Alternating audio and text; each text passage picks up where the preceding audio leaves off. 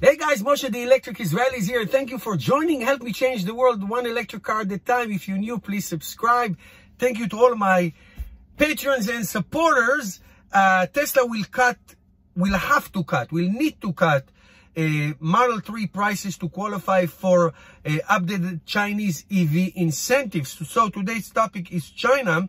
So the Chinese government now decided for 2020, 2021, 2022 to cut EV incentives by 10% this year, 20% next year, and 30% the year after that.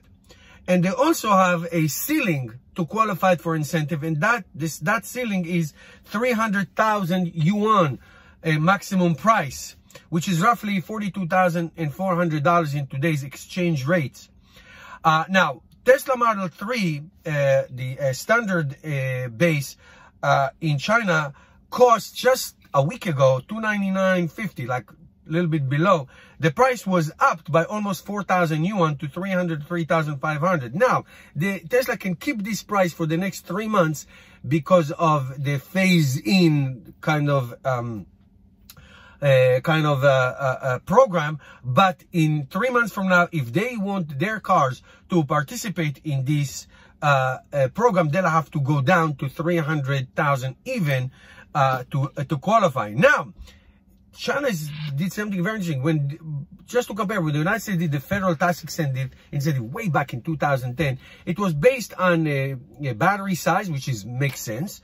The smaller the battery, the less the incentive. The bigger the battery, the maximum incentive, which is in the United States $7,500.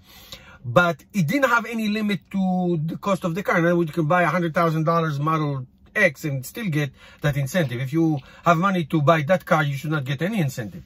In New Jersey, where I live, you can get $5,000 incentive, but up to $55,000 of ceiling, and it goes by $25 per, I think it's per kilowatt or per range. I forget how it goes. I don't remember how it goes, but the ceiling is 55,000.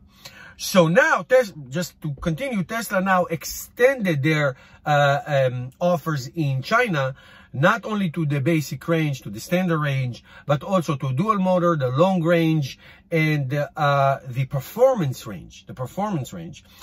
So those are by nature are more expensive. Tesla also is planning to produce the Model Y in China soon. So if I have to tell you, I don't care which country does it. I like that ceiling number. I mean, to force companies to make cars, and if they want to sell them, there is a price ceiling, so people who are not so rich can participate and get more incentives.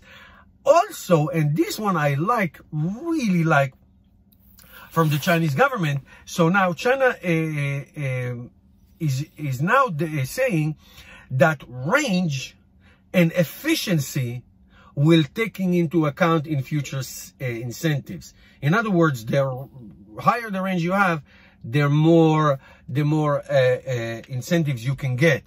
That's good. And also efficiency, basically how the car consumption and energy consumption and all that. So that's very good. I like it. I really do. I think that Tesla will find a way to bring it to the masses. China is the biggest car economy in the world. Not now. Nothing is going on now.